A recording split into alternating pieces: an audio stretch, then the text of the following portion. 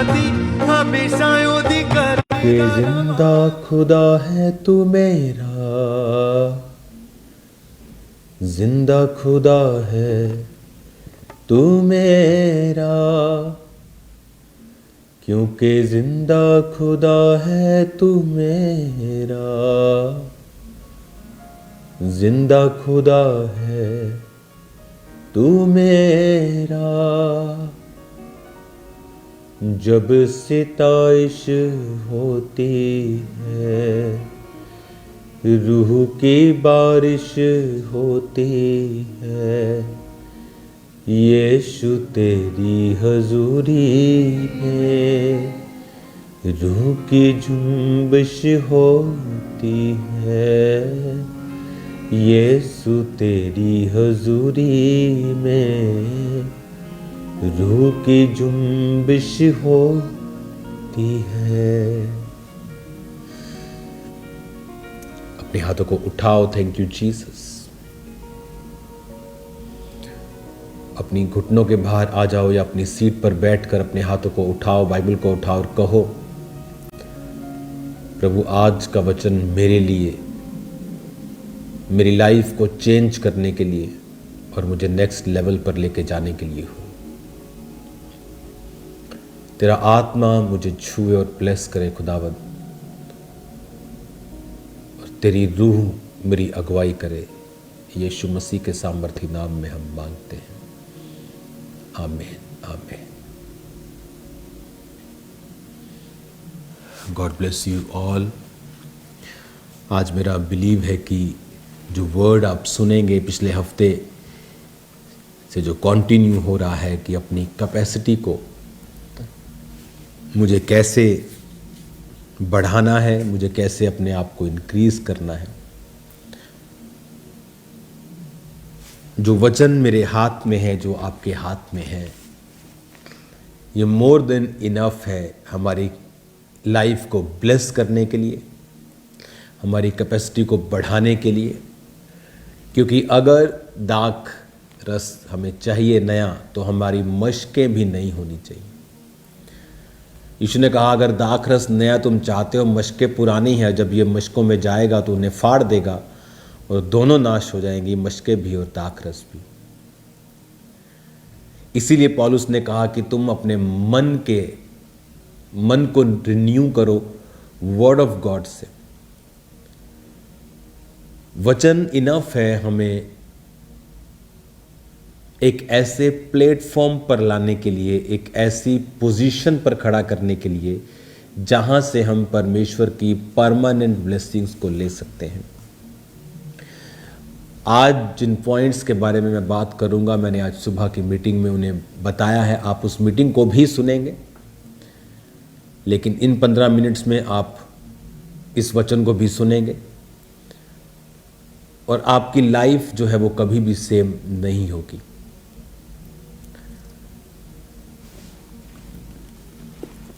पौलुस ने जब भी अपने कलीसियाओं को लेटर्स भेजता था, उसने लेटर्स को भेजा तो उसमें मेन बात उनके कैरेक्टर के विषय में होती थी कि वो ये चाहता था कि जो कलीसियाएं हैं वो अपने चरित्र की ओर ध्यान दें, ताकि उनकी कैपेसिटी जो है वो इंक्रीज हो, वो बढ़े और परमेश्वर उन्हें आशीषित करे।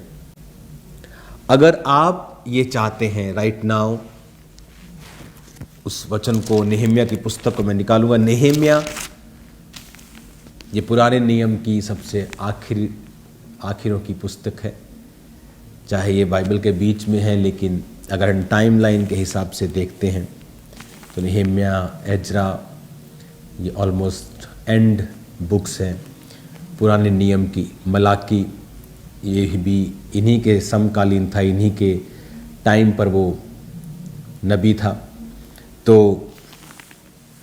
नेहेमिया के विषय में जब हम देखते हैं कि किस तरह से परमेश्वर ने उसको तैयार किया कि वो जाए और उन बड़े कामों को वो करे। राइट नाउ आप जहां भी हैं अपनी लाइफ में, अगर आप फॉरेन में हैं, अगर आप एक अच्छी पोजीशन में हैं, तो आप परमेश्वर के द्वारा वहाँ बिठाए और खड़े किए गए हैं।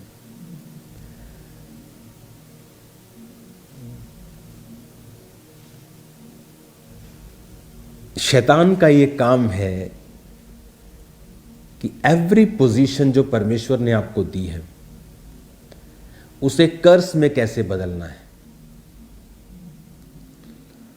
अगर परमेश्वर ने आपको फाइनेंशियली कुछ दिया है तो वो कोशिश करता है कि आप फाइनेंस में इतने बिजी हो जाएं, आप गलत आदतों को स्वीकार कर लें, आप मटेरियलिस्टिक हो जाएं और वो ब्लेसिंग एक कर्स बन जाए।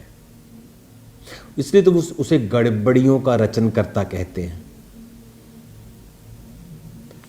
नेहेम्या की पुस्तक में अगर आप देखेंगे, जब वो शहरपनाह को बनाने के लिए गया, जिस जगह वो पहुंचा, उसने रात को उस शहरपनाह अपने खच्चर के ऊपर, अपने सवारी के ऊपर, उसने पूरे नगर का उसने एक राउंड लगाया। फिर उसके बाद उसने लोगों से बात की और लोगों ने अपने घरों के सामने बनाना शुरू किया। लेकिन वचन में लिखा है कि शहर के रईसों ने नेहेम्या का साथ नहीं दिया। जो सेवकाइयां आज दुनिया में गॉस्पल पहुंचा रही हैं, कौन हैं वो? उनकी कलीसियाओं के लोग, आम लोग, ऑर्डिनरी लोग, रईस लोग जो काम कर सकते थे, लेकिन कोई सरकार से पंगा नहीं लेना चाहता, कोई अपने बिजनेस के ऊपर इफेक्ट नहीं डालना चाहता। जब परमेश्वर ने आपको ब्लेस किया, मेक श्योर आप उस ब्लेसिंग को परमेश्वर के लिए इस्तेमाल कर रहे हो। मेक श्योर आप उस ब्लेसिंग को बचाने में फिर परमेश्वर के वचन का इनकार ना कर रहे हो। नेहेम्या की पुस्तक लिखा कि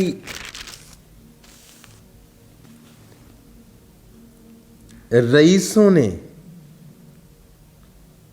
साथ नहीं दिया। रईसों ने, अगर आप नेहेम्या की पुस्तक को पढ़ते हैं तो 3 बाब के 5 में लिखा है, इनसे आगे तकोइयों ने मुरम्मत की, परंतु उनके रईसों ने अपने प्रभु की सेवा का जुआ अपनी गर्दन पर नहीं ली।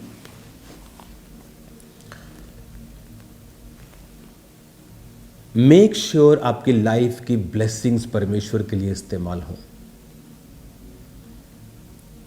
क्योंकि जो शैतान ने आपको प्रिविलेज दिया है वो ये चाहता है कि उसे कर्स में कैसे बदलना है। अगर आप फाइनेंस की ड्यूटी पे हैं तो एक प्रिविलेज है कि परमेश्वर आप पर भरोसा रखता है। पर जो यहूदा इस्करियोती फाइनेंस की ड्यूटी पर था, धीरे धीरे उसने परमेश्वर को ही बेच दिया, चोरियां करने लगा। छोटी छोटी चोरियों ने कब उसे परमेश्वर को ही बेचने में लगा दिया, और उसके बाद उसने सुसाइड की, क्योंकि शैतान ने उसकी ब्लेसिंग को कर्स में बदला जब उसने शैतान की आवाज को सुना। आज आप किस तरह से बिहेव करते हैं जब आप ब्लेस्ड हैं, जब आप तंदुरुस्त हैं, जब आप पोजीशन्ड हैं, जब आप ग्लोरीफाइड हैं, जब आप ऊंचाई पे हैं, जब आप पावरफुल हैं, आप किस तरह का बिहेव करते हैं, आपका फ्यूचर इसी बात पे निर्धारित करता है। आप किस तरह का बिहेव करते हैं, आपकी स्पिरिचुअल पोजीशन क्या है, आपकी तैयारी किस तरह की है। आज आप पावरफुल हैं और आप पूरे घमंडी बिहेव करते हैं, सून उस पावर को परमेश्वर एक झटका देगा। आप वेरी हेल्थी हैं, आप पावरफुल हैं, आप घोड़े की तरह महसूस करते हैं, लेकिन आप पाप करते हैं, आप वो सब करते हैं जो वचन के खिलाफ है। परमेश्वर की ताकत और उसकी सेहत और उसकी ब्लेसिंग को आपने अब्यूज़ किया, शैतान उस पर अटैक करेगा। इसीलिए जो आपके पास बेहतर है, वो पोजीशन है, वो फाइनेंस है, उसे इस्तेमाल करें। उन रईसों की तरह मत बने जो अकेला ही पूरी शहरपना को बना सकता था, लेकिन कोई पंगा नहीं लेना चाहता, कोई सरकार से पंगा नहीं लेना चाहता, कोई बिजनेस में कॉम्प्रोमाइज़ नहीं करना चाहता, सब अच्छी तरह चले, पैसा आता रहे तो सब चलता रहे। लेकिन परमेश्वर उनसे नाराज हुआ। आज आप पावर में क्या करते हैं, ब्लेसिंग्स में क्या करते हैं, पीस में क्या करते हैं? दाऊद पीस में था, वेरी कंफर्टेबल। जब लड़ना चाहिए था, जब राजा लोग लड़ाई करते थे, तब वो छत पे टहल रहा था। उस पीस में उसने पाप किया, सडनली उसकी पूरी फैमिली का माहौल बदला। फैमिली में बगावत शुरू हुई, उसके बेटे को मरना पड़ा, फैमिली स्प्लिट हुए, चीज़ें गड़बड़ हुई, मौतें हुई, फ्रस्ट्रेशन हुई, बहुत कुछ उसके संग हुआ, क्योंकि दाऊद ने अपने पीस को, अपनी शांति और अपनी विक्ट्री को अब्यूज़ कर दिया। आज आप सेहतमंद हैं, आप ब्लेस्ड हैं, आप सेटल्ड हैं, सडनली आप पंगा लेते हैं, आपके इमोशन जाग जाते हैं, कोई रील देखकर, कोई काम करके, और सडनली आप प्रभु के वचन के खिलाफ चलने लगते हैं। फिर आपने उस ब्लेसिंग को अब्यूज़ कर दिया, आपने खुदा से कहा कि इस ब्लेसिंग को आपने गाली दी, तो आपकी ब्लेसिंग्स को परमेश्वर फिर कट करता है। आदम पाप में गिरने के बाद 930 वर्ष, कोई 969 वर्ष, कोई 962 वर्ष, इमेजिन करो, पाप में गिरने के बाद ये उम्र की हालत थी कि आप 1000 साल के करीब जीते थे। सोचो, पाप में ना होने के कारण आप कितने 1000 साल के लिए बनाए गए थे। आपका हार्ट ऐसा बनाया गया, 700 करोड़ का प्लेन 20 साल बाद पुराना लगने लगता है, 10-12 साल बाद बिलियनर्स उसे चेंज कर देते हैं, 30 साल के बाद तो टोटल प्लेन चलता है, लेकिन लोग उसे इतना प्रेफर नहीं कर पाते हैं। एक 600-700 करोड़ की चीज़ 20-25 साल नहीं चलती। इमेजिन करो आपके हार्ट को परमेश्वर ने कैसा बनाया होगा कि ये 1000 साल चलता था। किडनीज 1000 साल चलती थी, लीवर 1000 साल चलता था, 1000 साल ब्लड सर्कुलेट करता था। तब कोई मेडिसिन नहीं थी, कोई ऑपरेशंस नहीं थे, कोई न्यूट्रिशनिस्ट नहीं थे कि आपको जानकारी दे दें कि भाई ये खाओ तो तुम चमक उठोगे। इमेजिन करो, क्यों वो आदम 120 साल का रह गया, और आज 120 साल का इंसान भी आप धरती पे दिखा नहीं पाओगे, 1% भी। कोई रिकॉर्ड ही होगा जो 114 साल का रिकॉर्ड ब्रेक कर दिया जी, 110 साल का आज नहीं है। कई इलाकों में आपको मिलेंगे, ब्लू जोन्स में मिलेंगे, जापान साइड मिलेंगे 90 साल, 95 साल, लेकिन परमेश्वर ने कहा 120 साल। लेकिन दुनिया में आज कौन 120 जी रहा है? 120 भी नहीं जी पा रहे हैं लोग आज। 70-80 में, 70 भी बहुत आगे बुजुर्ग हो गया आदमी। और पहले तो 85 ईयर का आदमी बाइबल में अपने आप को यंग कहता था। रीज़न, आपको जो मिला है उसमें परमेश्वर को याद रखें, अब्यूज़ ना करें, उन चीज़ों को खराब मत होने दें अपने पाप की वजह से। God bless you all. मेरा बिलीव है आज जो वर्ड सेकंड पार्ट आप सुनेंगे, आपकी लाइफ को वो ब्लेस करेगा। अपने हाथों को उठाओ, मैं प्रार्थना करता हूँ आपकी हीलिंग के लिए। पिता, तेरा आत्मा इन्हें छुए और हील करे, डिलीवर करे, सब बीमारियां इनकी ज़िंदगियों को छोड़ के जाए। पिता, यीशु मसीह के सामर्थी नाम में हम मांगते हैं, बी हील्ड, आमीन। परमेश्वर की इच्छा होने के बावजूद भी आप लोगों की लाइफ में वो ब्लेसिंग जो है वो एंटर नहीं करती। अगर बर्तन 1 लीटर का है, अगर आप 4 लीटर उसमें उंडेलने की कोशिश करेंगे तो वचन कहता है कि वो वेस्ट हो जाएगा। और बाइबल कहती है कि अगर नया दाखरस पुरानी मश्क में डालेंगे तो वो नया दाखरस भी खत्म हो जाएगा, क्योंकि पुरानी मश्क में जब वो रिएक्शन करेगा, जब उसमें गैस पैदा होगी तो वो फट जाएगी। तो परमेश्वर ने कहा अगर नया दाखरस तुम्हें बचाना है तो नई मश्क में डालना होगा। और नई मश्कें चमड़े से बनी होती थी, और चमड़ा जब वो नया होता था तो लचकीला होता था। जब दाखरस डालते थे, जब उसमें गैस पैदा होती थी तो वो लचकीला होने के कारण फटता नहीं था और बच जाता था। तो परमेश्वर ने कहा था अगर तुम्हें नई ब्लेसिंग चाहिए तो मेक श्योर जो तुम्हारी मश्क है, तुम्हारा जीवन है, तुम्हारी लाइफ है, उस नई ब्लेसिंग के काबिल हो। प्रभु यीशु मसीह ने अपने चेलों को कहा कि जब तुम किसी के घर में जाना तो कहना तुम पर आशीष हो। अगर वो आशीष के काबिल हुआ तो वो आशीष उस पर टिकी रहेगी, अगर वो आशीष के काबिल नहीं हुआ तो वो आशीष तुम्हारे पास वापस आ जाएगी।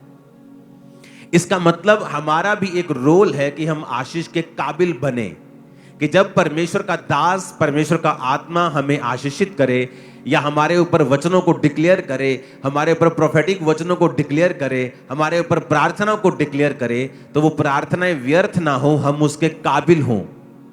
क्योंकि प्रभु यीशु मसीह ने कहा कि घर घर मत फिरना, एक जगह जाकर एक घर में टिकना और सब लोगों को अपने पास बुलाना और जिस घर में जाना और कहना कि तुम्हारा कल्याण हो, तुम पर आशीष हो। अगर वो घर आशीष के काबिल नहीं है तो वो आशीष तुम्हारे पास वापस आ जाएगी। इसका मतलब कि ये दो तरह से आशीष मिलती है आपको, एक तो देने वाला आपको आशीषित करे और दूसरा आप जो हैं आप उस आशीष के काबिल हों। आपने अपनी जमीन को तैयार किया हो, आपने अपने शरीर को, अपने जीवन को रेडी किया हो कि जब परमेश्वर का दास कुछ बोले या परमेश्वर का आत्मा कुछ आपके लिए बोले तो वो आपकी लाइफ में काम करे।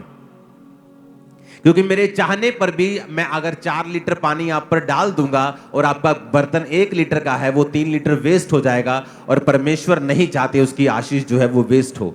इसीलिए ज्यादातर बाइबल में आप देखते हो कि जब भी किसी ने अपने स्पिरिचुअल सन को, कलीसिया को पौलुस ने लिखा या परमेश्वर के और दासों ने लिखा तो उन्होंने ज्यादातर समय जो है आपकी कैरेक्टर बिल्डिंग के ऊपर लगाया। जब पौलुस ने मिथियुस को लिख रहा था तो उसने सारा कुछ उसकी कैरेक्टर की, उसके चरित्र की बिल्डिंग कैसे हो उस पर लगाया है, क्योंकि परमेश्वर का दास ये जानता था कि अगर तुम्हारा जीवन इस काबिल होगा तो परमेश्वर की आशीष तुम पर आएगी भी और टिकेगी भी। अपने पड़ोसी को बोलो, परमेश्वर की आशीष तुम पर आएगी भी और टिकेगी भी। ऊंची आवाज में कहो अपने पड़ोसी को, और टिकेगी भी। आमीन। तो हमें ये मेक श्योर करना पड़ेगा कि परमेश्वर की आशीष हम पर आए और टिके। इसके लिए मुझे क्या करना पड़ेगा? मुझे अपने जीवन को चेक करना पड़ेगा, सेल्फ चेकिंग करनी पड़ेगी अपनी, कि क्या परमेश्वर की आशीष जब मुझ पे आएगी क्या वो टिकी रहेगी या वो चली जाएगी। 12 पॉइंट्स में आपसे बात करनी, 4 पॉइंट आपने सुन लिए थे। नम्रता और पश्चाताप, fellowship and serve each other, उदारपन और भलापन, फास्टिंग और सेल्फ डिनायल, ये आपने सुन लिया था। आज हम 5वें पॉइंट की बात करेंगे।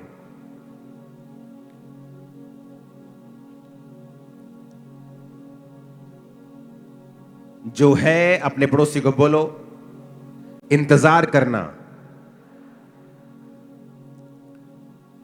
फिर से बोलो अपने पड़ोसी को, इंतजार करना।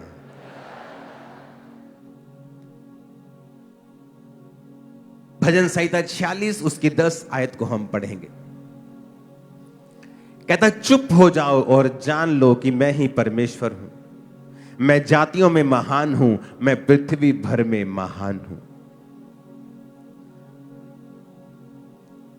कई बार परमेश्वर जो है वो शोर में नहीं है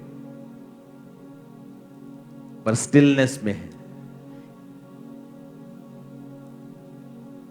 बी स्टिल, ये ज्यादा पावरफुल वर्ड है चुप हो जाओ से। स्टिल होता है कि आप बिल्कुल आप शांत हो गए हैं अंदर से।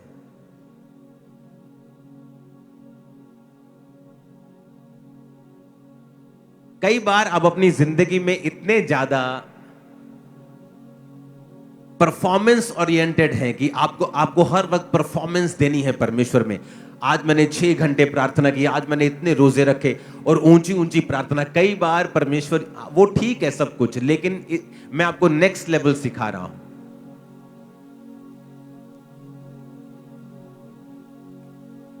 कई बार आपको कोई प्रॉब्लम हो गई, कोई घटना आपकी लाइफ में हो गई, इसको थोड़ा प्रीचिंग मोड पे करना, हल्का सा गूंज कम करना।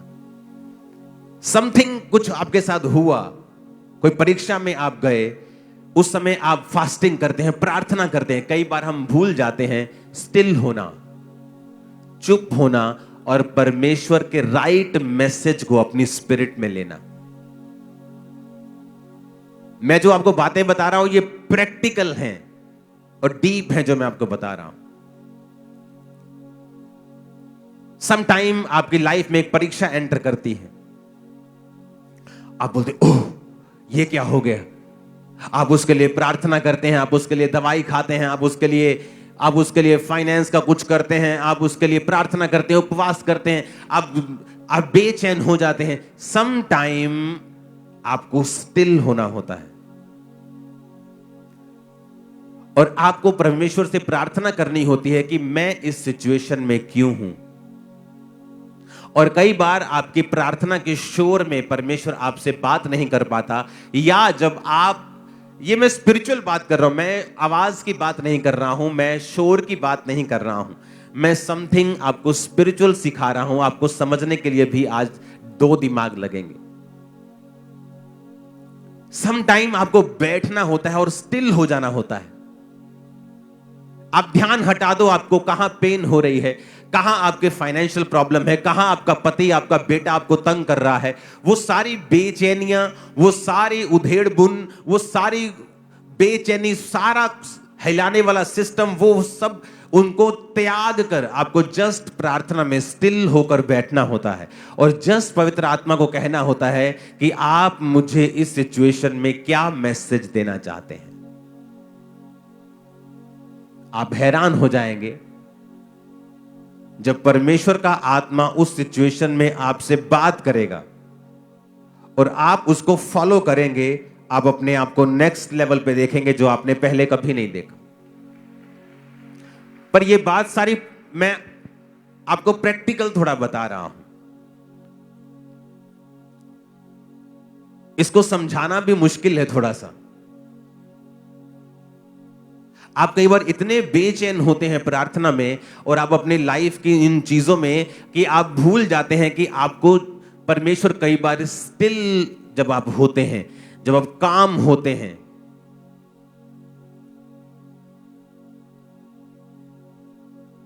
तो परमेश्वर कई बार आपसे बात करता है। फिर आपको राइट मैसेज पवित्र आत्मा देता है कि अब तुझे क्या करना है।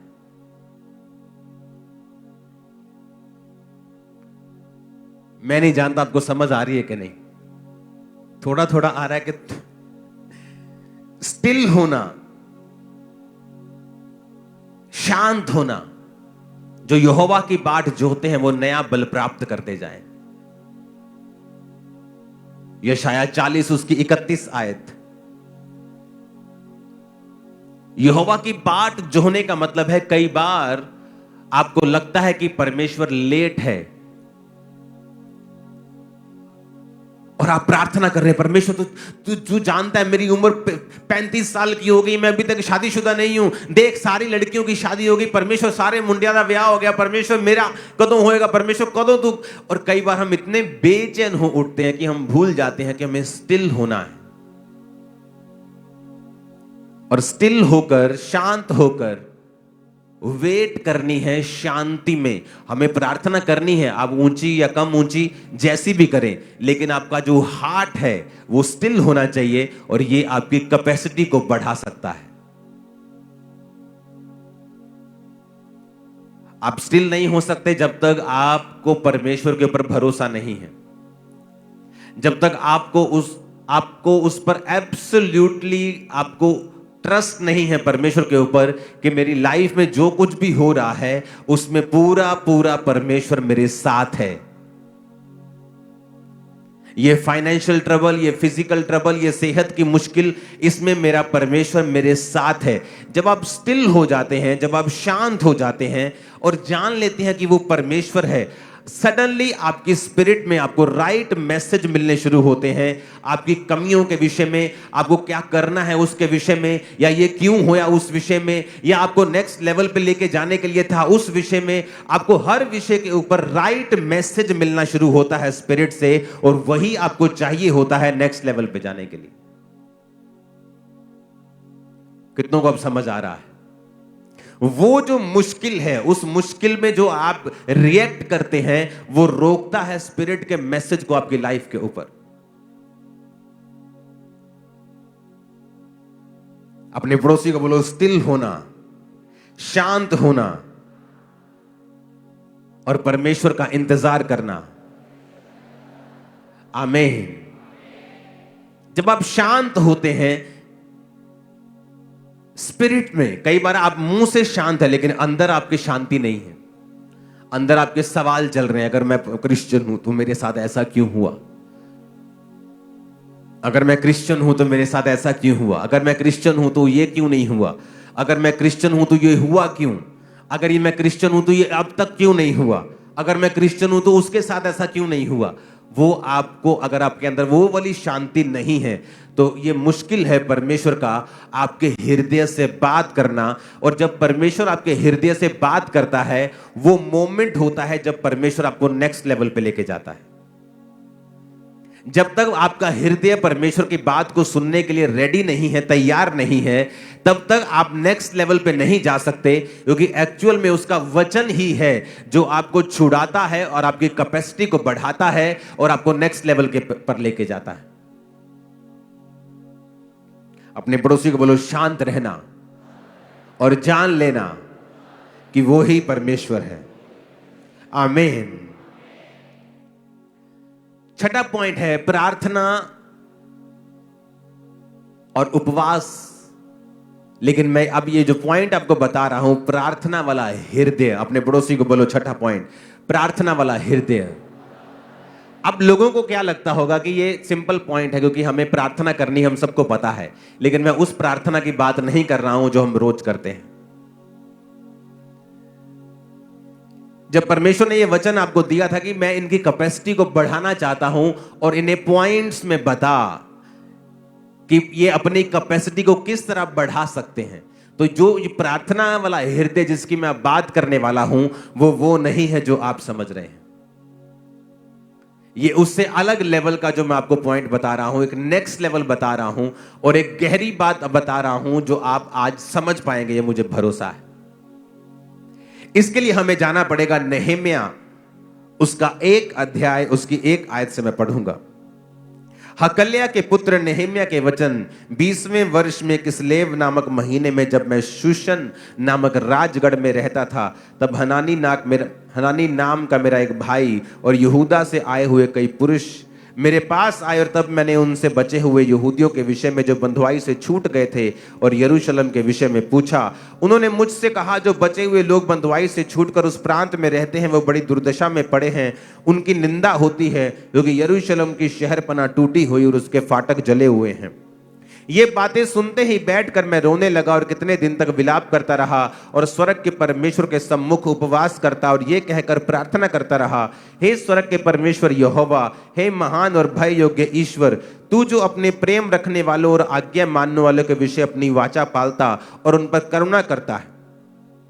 इस पर भी हम आएंगे, ये भी आज का एक पॉइंट है, लेकिन उससे पहले मैं एक आपको बात बताना चाहता हूं। अब यहां पर नहम्याह के पास कुछ भाई लोग आते हैं और वो बताते हैं कि यरूशलेम की जो शहरपनाह है, जो 4 दीवारी है, वो टूटी हुई है, उसके फाटक जले हुए हैं और जो लोग उनमें रहते हैं उनकी निंदा होती है, क्योंकि वो एक टूटे हुए शहर में रह रहे हैं, एक सड़े हुए शहर में रह रहे हैं जिसकी महिमा नहीं है, जो परमेश्वर का था, लेकिन उस पाप के कारण जो लोगों ने किया, और इजराइल के लास्ट राजा ने जितने पाप किए किसी ने भी नहीं किए होंगे, और उसकी वजह से परमेश्वर ने उस भवन को, उस शहर को फुकवा कर उसकी महिमा को मिट्टी में मिलाकर अपने लोगों को बंधुआई में भेज दिया। और जब परमेश्वर ने फिर से अपने वायदे को पूरा किया कि बंधुआई में जाने के बाद मैं फिर से थोड़े हुए लोगों को बचा के लेके आऊंगा, और परमेश्वर उनको वापस बंधुआई से बचा के लेके आया। और जब परमेश्वर उनको लेके आया तो उन लोगों के विषय में नहम्याह ने पूछा कि वो लोग कैसे हैं, और उन्होंने कहा कि उनकी हालत बहुत बुरी है, वो दुर्दशा में है। शहर जला हुआ है, फाटक जले हुए हैं, शहरपना टूटी हुई है, उनकी निंदा रोज होती है, लोग उन्हें तुच्छ समझते हैं, कखदा भी नहीं समझते उन्होंने। और वचन कहता है कि वो परमेश्वर के सम्मुख गया और प्रार्थना करता रहा। उसके बाद 2 बाब की 1 आयत को फिर मैं पढ़ूंगा। लिखा, अर्थक्षेत्र राजा के 20वें वर्ष के निसान नामक महीने में जब उसके सामने दाख मधु था, तब मैं दाख मधु उठाकर मैंने राजा को दिया। इससे पहले मैं उसके सामने उदास कभी ना हुआ था। तब राजा ने मुझसे पूछा, तू रोगी नहीं है, तेरा मुंह क्यों उतरा है? ये मन की ही उदासी होगी। तब मैं अत्यंत डर गया। मैंने राजा से कहा, राजा सदैव जीवित रहे, जब तक वह नगर जिसमें मेरे पुरखाओं की कब्रें हैं उजाड़ पड़ा है और उसके फाटक जले हुए हैं, तो मेरा मुंह क्यों ना उतरे? राजा ने मुझसे पूछा, तो फिर तू क्या मांगता है? तब मैंने स्वर्ग के परमेश्वर से प्रार्थना करके राजा से कहा। अब ध्यान से समझना मेरी बात। मैंने 2 तरह के क्रिश्चियंस देखे हैं अपनी लाइफ में। एक है वो प्रार्थना करते हैं, जब वो प्रार्थना में बैठते हैं ऊंची ऊंची प्रार्थना करते हैं, अच्छी प्रार्थना करते हैं, गुड प्रार्थना करते हैं। और एक दूसरी तरह के क्रिश्चियंस हैं जो प्रार्थना भी करते हैं, लेकिन उनका जो हृदय है, उनका जो हार्ट है, वो एवरी टाइम प्रार्थना के मोड में रहता है। अब जब यहां पर राजा के सामने वो उदास था और राजा ने पूछा, तू उदास क्यों है? ये तो तेरे मन की ही उदासी होगी। उसने कहा, मेरे शहर की कब्रें उजाड़ पड़ी हैं, वो टूटा हुआ है, मेरा मुंह इसलिए उतरा है। तो राजा ने कहा, बता मैं तेरे लिए क्या करूं? तो उसने वचन में लिखा है, तब मैंने स्वर्ग के परमेश्वर से प्रार्थना करके कहा। अब वो प्रार्थना करने के लिए वापस कमरे में नहीं गया, लेकिन वो जो प्रार्थना कर रहा था वो अपने हार्ट में कर रहा था। ये मेरे स्पिरिचुअल फादर ने मुझे सिखाया था कि जब तुम लोगों से बात भी कर रहे हो तो अपनी स्पिरिट में प्रार्थना करो। कई बार जब आपकी लाइफ में मैं आता हूं और ले हैंड करता हूं, आपको परमेश्वर प्रोफेटिक वर्ड बताता है, मैं आपके साथ बात कर रहा हूं, लेकिन इनसाइडली मैं परमेश्वर से बात कर रहा हूं।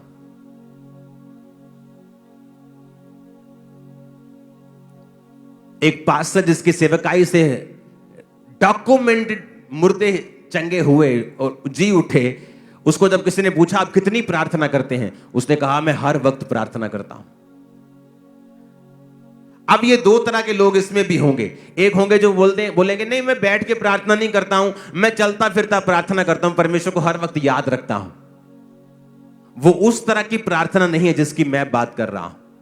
जिस प्रेयर वाले हार्ट की मैं बात कर रहा हूं, उस लेवल तक आप कभी नहीं पहुंच सकते जब तक आप रोज 3-4 घंटे प्रार्थना नहीं करेंगे मिनिमम। क्योंकि अगर आप कहेंगे मैं बैठ के प्रार्थना नहीं करता हूं, मैं चलता फिरता करता हूं, आप एक अलग लेवल पे हैं, आप छोटे लेवल पे हैं। लेकिन जिस लेवल की मैं बात कर रहा हूं, जब आप रोज परमेश्वर के साथ उसको अपना समय देते हैं, आप उसको अपना मुंह दिखाते हैं, आप प्रभु के सामने खड़े होते हैं, और जब आप प्रार्थना से उठकर फिर अपने कामों में चले जाते हैं, अपने बिजनेस में, अपनी जॉब में, अपने डेली अफेयर्स में चले जाते हैं, तब आपका जो हृदय है वो प्रेयरफुल होना चाहिए। मोस्टली लोग ये नहीं समझते हैं कि इसे इंटीमेसी कहते हैं, परमेश्वर के साथ हर वक्त प्रभु के साथ जुड़े रहना।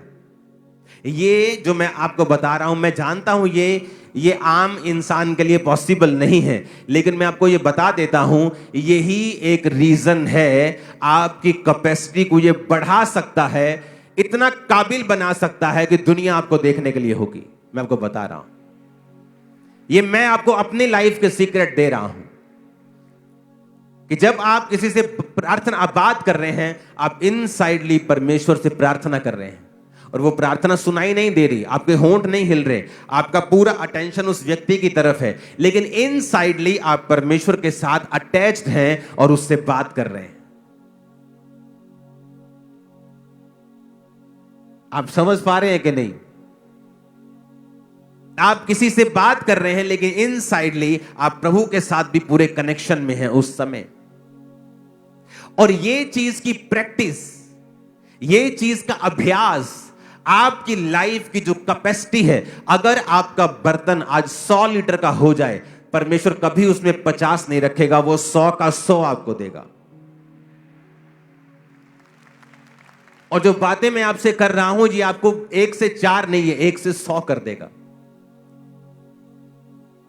सडनली आपके बिजनेस के विषय में आपको आइडियाज आने लगेंगे, आपकी सेवकाई के विषय में परमेश्वर आपसे बात करने लगेगा, आपकी फैमिली के विषय में वो आपसे बात करने लगेगा। सडनली आपकी लाइफ में ऐसे ऐसे मोड़ आने स्टार्ट होंगे, आप समझ जाएंगे कि हाँ, परमेश्वर मेरी कैपेसिटी को बढ़ा रहा है, क्योंकि आपकी इंस्ट्रक्शंस, परमेश्वर की इंस्ट्रक्शंस आपके लिए, आपके जीवन के कदम, आपके नेक्स्ट कदम आपके चेंज होंगे और आपको मालूम होगा कि बदलाव मेरी लाइफ में आ रहा है। आमीन। कहता जब राजा ने मुझसे कहा बता तुझे क्या चाहिए, कहता मैंने स्वर्ग के परमेश्वर से प्रार्थना करके कहा। कहां? अंदर। लोगों को लगता है कि ओके मुझे एक जगह खरीदनी है, ओके बैंक में बैलेंस है सीए साहब, हाँ हाँ बैलेंस है, ओके मैं जाता हूं जगह खरीदता हूं, और सडनली वो क्या देखते हैं, अपने आप को ट्रबल में फंसा हुआ। चाहे आपके पास पैसा है, चाहे वो जगह तैयार है जो आपने लेनी है, लेकिन उससे पहले आपको प्रार्थना करनी है। आपके पास पैसा है, आप ऑपरेशन करवाने के लिए चले जाते हैं, लेकिन उससे पहले आपको प्रार्थना करनी है। जो प्रेयर हार्ट है, एक तो प्रार्थना करना रोज, वो तो आपने करनी है, वो तो मैं आपको इतने सालों से वचन दे रहा हूं, लेकिन आज मैं आपको कह रहा हूं कि उस प्रार्थना के बाद अपना हार्ट जो है वो प्रेयर में कनेक्टेड रखना है परमेश्वर के संग। अब आप रास्ते में जा रहे हैं, आप बस में बैठे हैं, आप क्या करेंगे बस में बैठ के? जो रील्स हम देखते हैं वो हमारा टाइम वेस्ट करते हैं, लेकिन जो कनेक्शन हम परमेश्वर के साथ बिल्ड करेंगे वो हमारा फ्यूचर ही नहीं, हमारी जनरेशन के फ्यूचर को भी बिल्ड करता है। अब क्या देखना है? रील्स देखना है कि हमें अंदर से कनेक्टेड रहना है परमेश्वर के संग? जो प्रार्थना वाला हृदय जिसकी मैं बात कर रहा हूं, वो जब आप उस लेवल पे आ जाते हैं, आप परमेश्वर से, आपको ये जोर नहीं लगता। आपको ऐसा, कई लोगों को लगेगा ये पागलपन हो सकता है, या ये ज्यादा ही कुछ ओवर नहीं हो गया। नहीं, आपको लगता है ये ओवर है, लेकिन बाद में जब आप इस बात को समझ जाते हैं और आप प्रभु के साथ कनेक्टेड रहते हैं, आप अपने परिवारों में भी रहेंगे, आप काम भी करेंगे, अपनी ड्यूटीज भी पूरी करेंगे, आप आनंदित भी रहेंगे, आप क्रिकेट भी खेलेंगे, सब कुछ होगा। लेकिन जो आप करते हैं आप कीजिए, लेकिन आप इनसाइडली आप पूरी तरह से परमेश्वर के साथ इंटीमेसी में होंगे और परमेश्वर आपसे बात करते रहेंगे, पवित्र आत्मा आपको गाइड करता रहेगा, आप कभी नीचे नहीं आएंगे, शैतान कभी आपका नुकसान ना कर पाएगा, मैं आपको बता रहा हूं। और ये पॉसिबल है, ये पॉसिबल है कैसे? वचन के साथ कनेक्टेड रह के। अब यहां पर जब वो प्रार्थना करता है तो क्या कहता है? प्रभु तेरे वचन में लिखा है, कहता मैं उपवास करता रहा और प्रार्थना करता रहा कि वो जो हमने पाप किया था, हमने बुराइयां की थी, जो ज्ञाएं विधियां नियम तूने मूसा को दिए थे हमने नहीं माने, हम अपनी ही गलती की वजह से इस बंधुआई में पड़े हैं। उसने वचन के साथ परमेश्वर के साथ प्रार्थना की। आज किन लोगों को शैतान धोखा देता है? जो वचन में नहीं, जिनको वचन की नॉलेज नहीं है, जो ये नहीं जानते कि परमेश्वर के वचन में अगर लिखा है आप उसके लिए प्रार्थना कैसे कर सकते हैं। अगर आपको पता है व्यभिचार पाप है, आप प्रार्थना कैसे कर सकते हैं कि प्रभु अगर तेरी इच्छा है तो? प्रभु तो पहले बता चुका है ये पाप है, ये व्यभिचार है। और जब हम वचन के साथ अटैच नहीं रहते हैं, हम बाइबल के साथ जुड़े नहीं रहते हैं, तब शैतान के पास मौका होता है हमें मिसगाइड करने का और हमारी लाइफ में से उन ब्लेसिंग्स को खत्म करने का और हमें गलत रास्ते में लेके जाने का। और उसके बाद जब गलत रास्ते में जाते हैं तो वचन कहता है उसका परिणाम नाग दोना सा कड़वा है। क्या कोई हो सकता है कि छाती पर अंगारे रख ले और उसको जले ना? फिर वो परिणाम होगा ही होगा, इसमें कोई शक नहीं। ऊंची आवाज में कहो हालेलुया।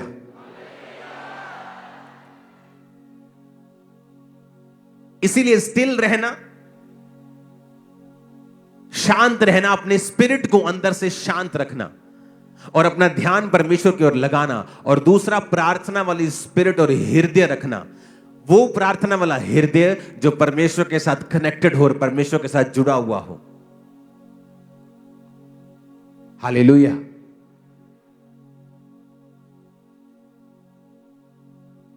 जब आप परमेश्वर के साथ कनेक्टेड होते हैं, फिर आपको फिर फेसबुक से डाटा लेकर प्रोफेसी करने की जरूरत नहीं पड़ेगी, आपको लोगों को मूर्ख बनाने की जरूरत नहीं पड़ेगी। उसके बाद आप फिर परमेश्वर का दंड लें, ऐसी नौबत नहीं आएगी। आप किसी के सामने बैठे हैं और आप जब उनसे बात कर रहे हैं, आप अंदर परमेश्वर के साथ कनेक्टेड हैं और आप अंदर परमेश्वर से पूछ रहे हैं कि परमेश्वर इस व्यक्ति के बारे में मेरे ऊपर जानकारी तू शेयर कर, जाहिर कर। आप अंदर से प्रार्थना कर रहे हैं और आप उनकी बात भी सुन रहे हैं और सडनली परमेश्वर का आत्मा आपसे बात करता है। मैं उस इंटीमेसी की बात कर रहा हूं जो आप सड़क पे चल रहे हैं और अंदर से आप परमेश्वर के साथ कनेक्टेड हैं। आप प्लेन में हैं और प्रभु के साथ कनेक्टेड हैं। आप सिर्फ उस समय कनेक्टेड नहीं है जिस समय आप प्रार्थना कर रहे हैं, और प्रार्थना करने के बाद फिर आप पूरी तरह से वही कर रहे हैं जो संसार कर रहा है। मैं उस तरह की बात नहीं कर रहा हूं। मैं आपको जो वचन दे रहा हूं, ये आपके बर्तनों को, आपकी कैपेसिटी को इतना बड़ा कर देगा कि आप उस लेवल पर रह ही नहीं सकते। आपको नेक्स्ट लेवल पे जाना ही जाना है, इसी साल जाना है। आमीन। कनेक्शन परमेश्वर के साथ, इंटीमेसी को रखना अपने अंदर से।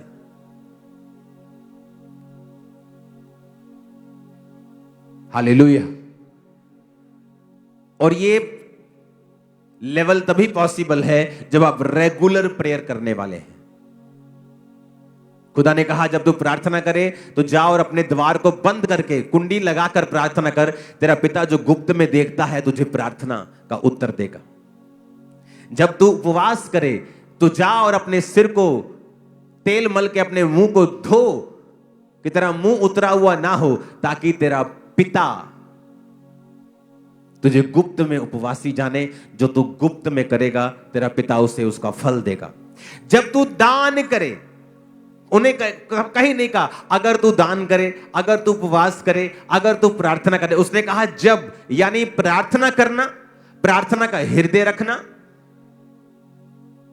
और सातवां है जो कुछ भी करना उसे गुप्त में करना।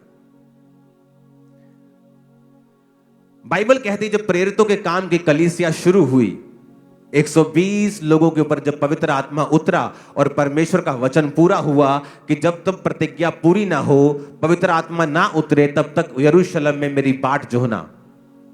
जब पवित्र आत्मा उतर गया, गैर भाषा उतरी, तो तब कलीसिया की शुरुआत हो गई। जब कलीसिया की शुरुआत हो गई तो कलीसिया जब स्टार्ट हुई, जब कलीसिया के खर्चे शुरू हुए, तो वचन कहता है कलीसिया के लोगों ने अपनी अपनी प्रॉपर्टी बेचकर प्रेरितों के पांव के ऊपर उस पैसे को रखते थे और वो उस पैसों से पूरी कलीसिया के काम को चलाते थे और सारी सेवकाई को वो करते थे। आज जब भी शैतान आपकी आशीष को खाना चाहेगा, वो आपको एक ऐसा दान वाला बना देगा, दान करता बना देगा, जिसे पूरी दुनिया इंटरनेट के ऊपर जानती है। और ये इसलिए है क्योंकि शैतान आपकी आशीष को खाना चाहता है। मेरी टीम को मुझे कहते 15 साल हो चुके हैं कि आप जो कुछ करते हो हमने ऐसा कहीं नहीं देखा है, आप इसे दिखाया करो। और मैं कभी नहीं दिखाता हूं। आपने जो चैरिटी के काम मेरे देखे हैं इंटरनेट के ऊपर, जो में हम दिखाते हैं, वो हमारा 1% भी नहीं है, 1%। और सिर्फ इस मकसद के लिए है कि जो 2300 से 2500 मेंटरशिप के अंडर पास्टर्स हैं, जो लाखों कलीसिया हैं, दूसरे कितने देश है जो यहां नहीं आ सकते, वो हमें देखें और अपनी कलीसिया में उसी तरह से फॉलो करें।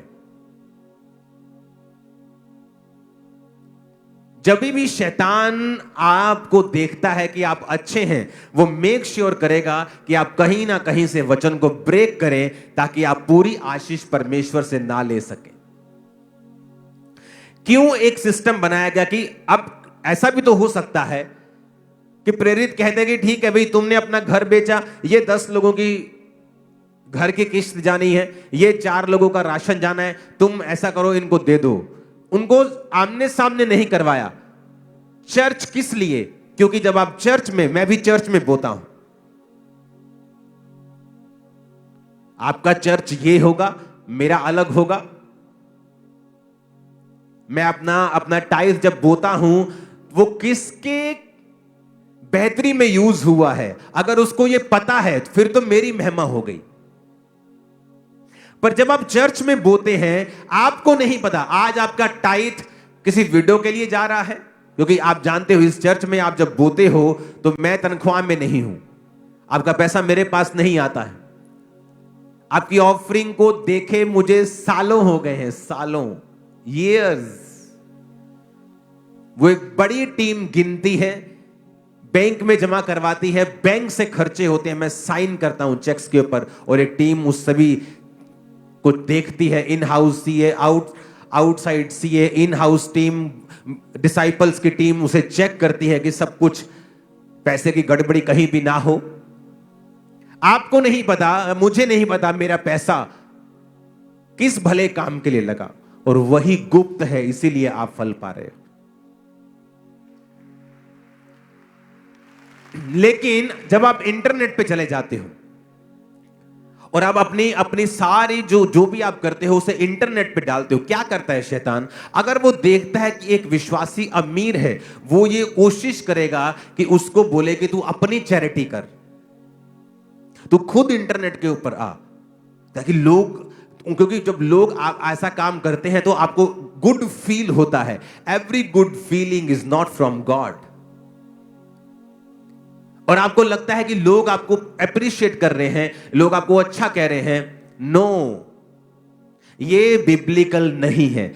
मैं न्यूयॉर्क में एक चर्च में था। न्यूयॉर्क टाइम्स स्क्वायर दुनिया का सबसे महंगा एरिया है, और मैं वहां पे गया, और एक वहां पे चर्च में जो हेड है वो मेरे क्रूसेड के ऊपर थे, और वहां पर जो चर्च के हेड हैं उन्होंने मुझे इनवाइट किया कि आके आप आएंगे। मैंने कहा मैं क्यों नहीं आऊंगा। वो चर्च को जब हमने अंदर गए, हम इनवाइटेड थे, वहां हमने देखा तो वो चर्च के बारे में बताया कि आज उस जो चर्च की वैल्यू है वो 900 करोड़ रुपए है। और आप इमेजिन करो, जिस चर्च को खरीदा गया वो एक पोर्नोग्राफिक थिएटर था। वहां गंदे काम होते थे, लाइव नंगी लड़कियां वहां पे नाचती थी। और एक यहूदी बिजनेसमैन आया और उसने कहा मैं ये थिएटर को खरीदना चाहता हूं, और उस थिएटर को उसने करोड़ों नहीं खरब अरबों में खरीदा, एक चर्च को दान दिया, और सब गंदा काम एक दिन में बंद करवा दिया। और सुनो मेरी बात, आज तक उसकी फोटो नहीं पता कि वो व्यक्ति कौन है, वो कौन है। उस पास्टर ने मुझे बताया कि थोड़े दिन पहले यहां पे लोग आए थे और उन्होंने इस चर्च की वैल्यू को बताया कि हम आपको 800-900 करोड़ रुपए देने के लिए तैयार हैं। 900 करोड़, आप इस चर्च को छोड़ दो। जब वो चर्च थिएटर से चर्च में कन्वर्टेड हुई तो वहां पर फिर लॉ बना दिया गया कि अब कोई भी चर्च नहीं बनेगी थिएटर से। वो इतना बड़ा मुद्दा वहां पे बन गया था। वो आज टाइम्स स्क्वायर की ओनली चर्च है जो हर टाइम ओवर भरी रहती है, क्योंकि टाइम्स स्क्वायर में हर जगह जाने के लिए आपको डॉलर्स लगते हैं आपको, लेकिन वो चर्च फ्री सर्विस, जब कहती है फ्री सर्विस, लोग बहुत आते हैं वहां चर्च में वचन को सुनने के लिए। कितने मेरी बात को समझ रहे हैं? और आज तक उसका डोनर कौन है किसी को पता नहीं, कहीं उसकी फोटो नहीं लगी। लेकिन हमें चाहिए होता है अगर हमने 50,000 रुपए दिया, पत्थर पे नाम लिख के हमारा चर्च में लग जाए।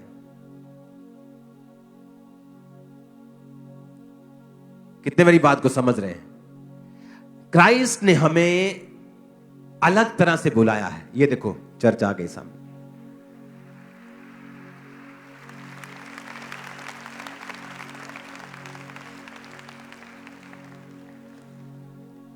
क्या सुंदर चर्च है, देखा आपने?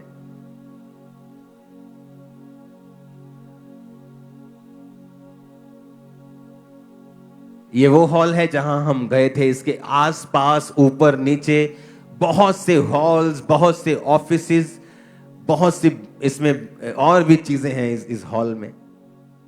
वेरी ब्यूटीफुल, बहुत शानदार, जबरदस्त।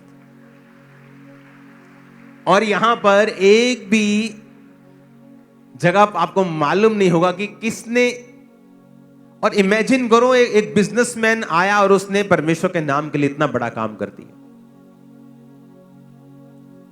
जो बड़े बिजनेसमैन हैं उनका मकसद अपनी एनजीओ खोल के चैरिटी करना नहीं होना चाहिए, क्योंकि उसमें लोग आपको जानते हैं, आपकी फोटो जानते हैं, आप जानते हैं।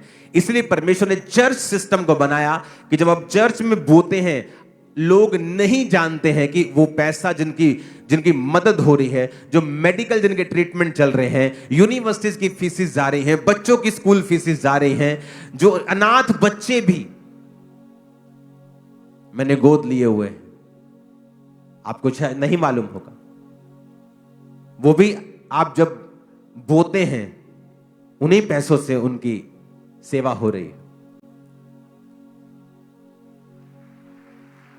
तो जब आप बोते हैं तो वो एक सीक्रेट मिशन बन जाता है।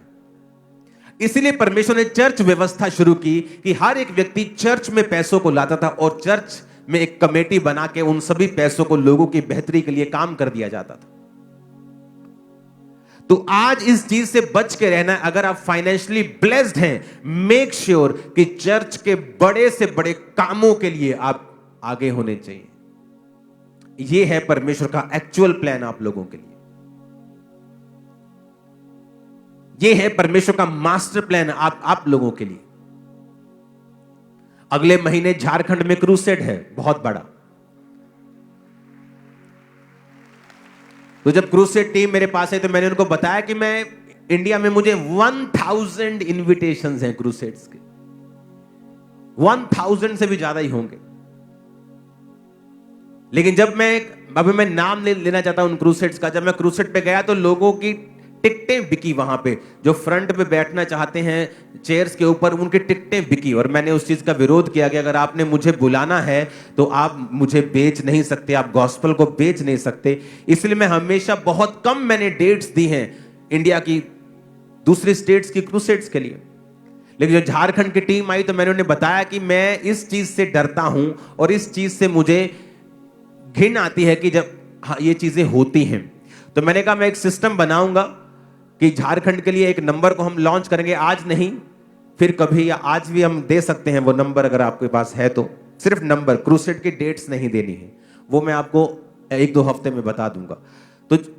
तो इसके लिए हमने एक नंबर बनाया कि इस नंबर पे जो लोग क्रूसेड्स के लिए बोना चाहते हैं, चाहे वो झारखंड के हों, चर्चिस वहां पे कोई भी कलेक्शन अब नहीं कर पाएंगे।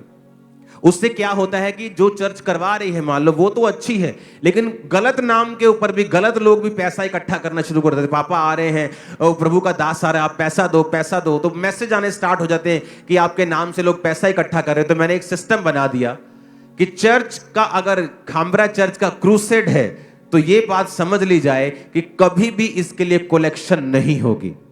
जिसने बोना है ये एक ही नंबर आपको दे दिया जाएगा। इस नंबर पे कॉल करो कि मुझे इस क्रूसेड के लिए बोना है, मुझे पार्टनर बनना है। और उसी दिन जब आप क्रूसेड होता है आपसे मिल लिया जाता है 1-1 मिनट के लिए। और बस हमें पता होता है कि ये 15 लोगों ने 1-1 लाख बोया, बाकी खर्चा ऑफरिंग से किया, बाकी खर्चा इससे किया। मुझे कोई फीस नहीं चाहिए कि मैं झारखंड में जाऊंगा, मेरी टीम बसों का खर्चा, फ्लाइट्स का खर्चा, होटल का, मुझे कुछ नहीं चाहिए। मुझे ये चाहिए कि सारा कुछ क्लीन हो, नीट हो, कोई पैसा कोई किसी से खाया ना जाए, किसी के साथ कोई हेराफेरी ना हो। तो ये नंबर मैंने बना दिया, सिस्टम बना दिया। अब जहां भी इंडिया में क्रूसेड होगा, आप इस बात को समझ लेना कि उसके लिए कहीं भी कलेक्शन, चर्च से कलेक्शन नहीं होगी। जिसने कुछ भी देना है, पार्टनर बनना है, वो इस नंबर पे कॉल करे। सारी दुनिया को पता होगा कि हाँ भाई इन लोगों ने बोया है, इसमें कोई भी हेरा फेरी का चांस खत्म हो गया, जीरो हो गया, खुदा ने रास्ते खोल दिए हैं। मुझे हमेशा से आदत है प्रोटोकॉल बना के चलने की। फिर वो जो प्रोटोकॉल परमेश्वर मुझे देता है वो लाइफ टाइम चलता है और उसमें कभी गड़बड़ नहीं होती। तो ये प्रोटोकॉल अब बन चुका है कि इस नंबर पे आप कॉल करो, बताओ कि मैं झारखंड क्रूसेड में पार्टनर बनना चाहता हूं, मैं उसमें बोना चाहता हूं, क्योंकि वहां खर्चा लाखों में होगा। क्रूसेड की डेट फाइनल हो चुकी है, मार्च में फाइनल हो चुकी है। आपको मैं बता दूंगा जब समय आएगा, राइट टाइम आएगा, मैं आपको उसको बता दूंगा। तो ये नंबर नोट करके जब भी क्रूसेड होगा आपको ये नंबर पे कॉल करनी है कि मैं इस क्रूसेड के लिए जो मेरे एरिया में हो रहा है, अब पठानकोट में होगा या फिरोजपुर में होगा, यहाँ होगा, ईस्ट में होगा, जहां जहां भी क्रूसेड्स होंगे, तो ये नंबर होगा, इसी नंबर पे आप पार्टनर बनेंगे। सबको पता होगा कि हाँ भी इसने इसी नंबर पे बोया है, कोई और कलेक्शन जो है नहीं है। इस नंबर के अलावा आपने कहीं और कलेक्शन में हिस्सा दिया है तो वो चर्च का हिस्सा नहीं है, ताकि कोई भी व्यक्ति चर्च के नाम पर किसी से धोखाधड़ी ना कर सके। जितनी ताकत है तारीफ कर दो खुदावंद। हालेलुया। तो अब हमें यह बात रखना है कि क्यों परमेश्वर कहता है प्रार्थना करो तो कुंडी लगाओ और गुप्त में करो। अगर तुमने रोजा रखना है तो ये नहीं तुम्हारी शक्ल बनी हुई हो, तुमने गंदे कपड़े डाले हुए, टाट डाल के तुम ऐसे झुक के चलो और लोगों को बताओ आज मेरे भाई ने रोजा रखा है। परमेश्वर कहता है रोजा रखो तो बाल अपने स्ट्रेट करो, जरा तेल लगाओ और थोड़ा मुंह पे तेल करके थोड़ा धो के पूरा साफ सफाई करके रखो कि तुम उज्जवल लगो लोगों में, ऐसा न लगे कि तुमने रोजा रखा है। तेरा पिता जो गुप्त में देखेगा तुझे उपवासी मानेगा और तुझे फल देगा। जब तू दान करे तेरे दाहिने हाथ को पता हो, बाहिने को ना पता हो, तेरा दाहिना करे बाहिने को ना पता लगे, बाहिना करे दाहिने को ना पता लगे। जब तू दान करे तेरा दान भी गुप्त में हो। हालेलुया। अगर आप उन लोगों की हिस्ट्री देखेंगे जिन लोगों ने ओपनली आकर और बताया है कि मैं दानी हूं, मैं दानी हूं, आप देखेंगे उनकी रेपुटेशन एक समय में आकर बहुत खराब हो जाती है। उसका उनको कोई फायदा नहीं होता है। आपका दान गुप्त होना चाहिए। यही सिस्टम है। अगर हम अपने आप को कैपेसिटी में बढ़ते हुए देखना चाहते हैं तो जो विजन, जो दर्शन परमेश्वर देता है वो हमेशा कलीसिया को देता है। हालेलुया। परमेश्वर जो है वो मैनेजमेंट का परमेश्वर है। वो अगर आप मैनेजमेंट से बाहर जाएंगे वो आपके संग कभी काम नहीं करता। वो परमेश्वर ऑर्डर का परमेश्वर है। आप कभी बाइबल में बताओ जब परमेश्वर ने मूसा को भेजा कि किसी विश्वासी से परमेश्वर ने बात की हो और मूसा से ना की हो? कभी नहीं। परमेश्वर का एक ऑर्डर था, ठीक है मैं मूसा को ठहराता हूं, मैं मूसा से बात करूंगा, मूसा तुमसे बात करेगा, ये मेरा ऑर्डर है। उस ऑर्डर के बाहर जब भी आप जाएंगे आपको हमेशा निराशा मिलेगी। एक कपल मुझसे मिलने के लिए आए, पास्टर थे और उनकी वाइफ थी, और पास्टर ने डाइवोर्स फाइल कर दिया अपनी वाइफ के खिलाफ। जब उनसे मैं मिला तो मैंने जब उनको देखा तो वही ऑर्डर के खिलाफ चलना। क्या ऑर्डर था कि पास्टर ने कहा जब वो प्रेग्नेंट थी कि तू जा और अभी जाके डॉक्टर के पास जाके इसकी डिलीवरी करवा। डॉक्टर ने कहा तू लेट हो गई है, तू इसकी डिलीवरी कर। उस औरत ने कहा नहीं मैं परमेश्वर से पूछूंगी। जब बात हुई तो इसका रीजन यह था कि वो उसकी जो मम्मी थी औरत की, वो उसको गाइड करती थी बहुत, और वो अविश्वासी थी। तो उसने कहा प्रभु से मैं पूछूंगी। और जब उनके बेटा नहीं था, बेटियां ही थी, जब वो लेट हो गई औरत, तो वो जो बेबी बॉय था पेट में वो मर गया, उसकी डेथ हो गई। और जब वो मुझसे मिले तो मैंने कहा कि जब तेरा हस्बैंड इस बात को कह रहा है जा, तो तुझे पता है कि ये उसकी नहीं, ये परमेश्वर की आवाज है तेरे लिए।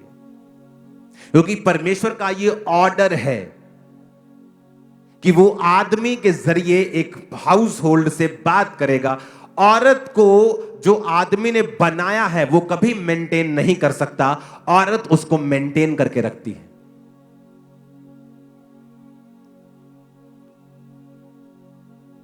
मैंने कहा तब तुझे बोल दिया था, क्योंकि परमेश्वर मैनेजमेंट का परमेश्वर है, और दूसरा वो तेरा हस्बैंड है, तीसरा वो खुदा का दास भी है। और वहां पर जब वहां पे चीज ब्रेक हुई तो शैतान ने काम किया। तब मैंने उन्हें काउंसल करके भेजा, और मैं आशा करता हूं वो एक हो गए होंगे, जल्दी गवाही के लिए आएंगे। आमीन। शैतान चाहता है कि आप कहीं ना कहीं आप मैनेजमेंट के खिलाफ हो जाएं। मूसा ने एक औरत से शादी की और लोग उसके खिलाफ हो गए क्योंकि वो वचन के खिलाफ था। या दूसरी जाति की वो थी या कुछ रीजन इसका हो सकता है। परमेश्वर ने कहा अगर मूसा ने गलती की, तुम्हें किसने ठहराया कि तुम मूसा की इंसल्ट करो, और मरियम कोड़ी हो गई। तब उनको समझ आया कि जो परमेश्वर ने ठहराया है आप उसका विरोध नहीं कर सकते, क्योंकि ये उसके मैनेजमेंट का, उसके सिस्टम का विरोध होगा। जब भी परमेश्वर आपको ब्लेस करता है वो आपको मैनेजमेंट के नीचे रखता है। बहुत से लोग हैं पुराने समय में जो मैनेजमेंट के खिलाफ चले और आज अपनी जिंदगी में फेलियर बन के बैठे हैं, कहीं नहीं पहुंचे। उनके बाद के आए बच्चे उनसे कहीं अधिक ब्लेस्ड हैं, कहीं अधिक अनॉइंटेड हैं। वो काबिल भी थे, समझते भी थे, लेकिन इसका मतलब यह नहीं है कि आप काबिल हैं तो आप बुद्धि वाले हैं तो आप परमेश्वर की ठहराई चीजों के खिलाफ चल पाएंगे। हालेलुया। हमें यह समझना होगा कि परमेश्वर ने एक मैनेजमेंट को ठहराया है, एक चर्च ठहराया है, और वो चर्च जो गॉस्पल सेविंग में है, जो सोल सेविंग में है, गॉस्पल गिविंग में है, जो काम कर रहा है, जो हर तरह की चैरिटी कर रहा है, हमें उस मैनेजमेंट के नीचे रहना है। पैसे के मामले में, सेवा के मामले में, प्रार्थना के मामले में, उपवास के मामले में, हर तरह से। और जैसे ही आप ये करना शुरू करेंगे आपकी कैपेसिटी को वो बढ़ाएगा।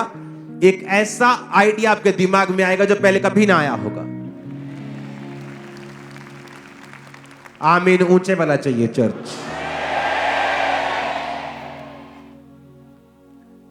आई थिंक इस वचन को आपको दोबारा सुनना चाहिए एक बार घर जाके, क्योंकि ये वाकई परमेश्वर की ओर से है और आप अपनी लाइफ में अपनी कैपेसिटी को बढ़ा हुआ देखेंगे। जो मैं आपको दे रहा हूं ये परफेक्ट वर्ड है। अगर आप इसे फॉलो करेंगे तो बिना रिजल्ट के आप नहीं रह पाएंगे। आमीन।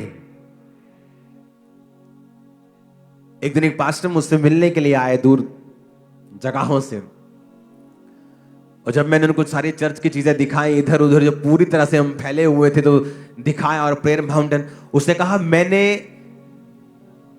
आपकी लाइफ में रिलैक्सेशन देखी है, इतना काम करने के बावजूद भी ये बहुत इम्पॉसिबल चीज मैं देख रहा हूं कि कहीं क्रूसेड्स हो रहे हैं, कभी मीटिंग्स होने की, फॉरेन क्रूसेड्स हो रहे हैं, सब जगहों पे बात चल रही है, कंस्ट्रक्शंस हो रही हैं, काम हो रहे हैं, गॉस्पल हो रही है, सुसमाचार रोज 500-700 लोग रोज जा रहे हैं, लाखों लोगों को सुसमाचार दे रहे हैं, मीडिया के जरिए काम। लेकिन आप रिलैक्स कितने हैं? और मैं एक्टिंग नहीं कर रहा हूं, मैंने कहा मैं ऐसा ही हूं, अब मैं ऐसा हो गया हूं। आपकी कैपेसिटी को परमेश्वर बढ़ाते हैं जब आप ये वर्ड फॉलो करते हैं। आमीन।